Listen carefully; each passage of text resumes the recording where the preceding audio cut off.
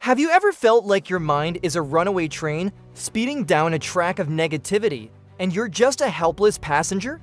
One negative thought pops up, then another and another until you're completely overwhelmed. If that sounds familiar, you're not alone. I've been there. My mind used to be my own worst enemy. But today, I want to share a story with you.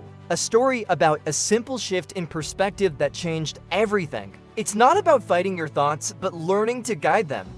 So let's go back a few years. I was stuck in a rut. Every project I started, I'd hear this voice in my head. You're not good enough. This is going to fail. Why even bother? It was exhausting. I was living under a constant dark cloud of my own making. One day, while doom scrolling, I stumbled upon a story about an old Cherokee elder teaching his grandson about life. It's a classic and maybe you've heard it, but it hit me differently that day. The elder said, "A fight is going on inside me. It is a terrible fight and it is between two wolves. One is evil, he is anger, envy, sorrow, regret, greed, arrogance, self-pity, guilt, resentment, inferiority, lies, false pride, superiority, and ego." He continued, "The other is good. He is joy, peace, love, hope, serenity, humility, kindness, benevolence, empathy, generosity, truth, compassion, and faith. The same fight is going on inside you, and inside every other person too." The grandson thought about it for a minute and then asked his grandfather, "Which wolf will win?" The old Cherokee simply replied, "The one you feed." That last line echoed in my mind for days. The one you feed. It was such a simple, yet profound concept. I realized I had been spending all my energy feeding the negative wolf.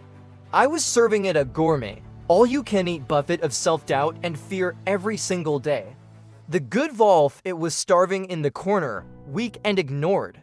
I wasn't actively choosing to be negative, but by passively letting those thoughts run wild, I was nurturing them. I was letting the weeds take over the garden of my mind. So I decided to try an experiment. I couldn't just magically stop the negative wolf from showing up. He's persistent. But what if I started intentionally feeding the good wolf? What if I made a conscious effort to focus on the other side? It felt a bit silly at first, like I was pretending. But I started small. The first step was simply to notice. Just like you can't weed a garden if you don't know what a weed looks like, you can't change your thoughts if you're not aware of them. I started practicing mindfulness, not in a sit on a cushion for an hour kind of way, but just by checking in with myself. When that familiar feeling of dread or anxiety crept in, I'd pause and ask, okay, what's the thought here? What story am I telling myself? I called this catch and label. A negative thought would pop up, like, "You're going to mess up this presentation." Instead of letting it spiral, I would catch it and mentally label it. There's the fear of failure thought, or, "Hello, you're not good enough story."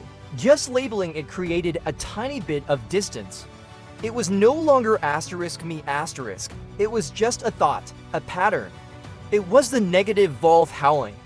Once I could see the wolf, I could choose not to engage. I didn't argue with it. Arguing with a negative thought is like wrestling with a pig in the mud. You both get dirty, and the pig loves it. You can't win. Instead of fighting, I would acknowledge it. Okay, I hear you, and then deliberately turn my attention elsewhere. This is where feeding the good wolf came in. I created what I call a positivity toolkit. It was a mental list of things to pivot to. My first tool was gratitude. When the thought "this project is too hard" appeared, I'd catch it, label it, and then intentionally think, what am I grateful for right now? It could be something tiny. I'm grateful for this cup of coffee. It's warm and it tastes amazing. Or, I'm grateful for the sunlight coming through the window. It sounds almost laughably simple, but it works. You can't feel anxious and grateful at the exact same moment. It's like changing the channel in your brain. Another tool in my kit was evidence collection. My negative wolf loved to tell me I was a failure. So I started a journal, and every single day, I wrote down 3 things that went well, no matter how small. I finished a chapter of my book. I made a healthy lunch. I had a nice conversation with a friend. Over time, I built a book of evidence that contradicted the negative Volf's lies. When the voice of self-doubt got loud, I could literally open the book and say, actually, here's the proof that you're wrong. I was feeding the good Volf with facts. The third technique, and this was a game changer, was what I call the reframe. Thoughts are not facts. They are interpretations, and interpretations can be changed.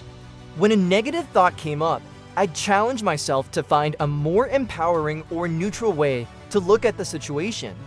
For example, instead of "I can't believe I made that mistake, I'm so stupid," I would reframe it to "That didn't go as planned. What did I learn from this? How can I do it better next time?" This transformed mistakes from being evidence of my failure into opportunities for growth. It took the emotional charge out of the event and turned it into a lesson. The negative Volf feeds on self-pity, the good Volf thrives on self-improvement. Over weeks and months, something amazing started to happen. The negative Volf's voice began to fade. It was still there. Of course, I don't think it ever completely vanishes, but it was quieter. It was no longer the dominant voice in my head. The good Volf, now well-fed on gratitude, evidence of success, and positive reframes, was getting stronger.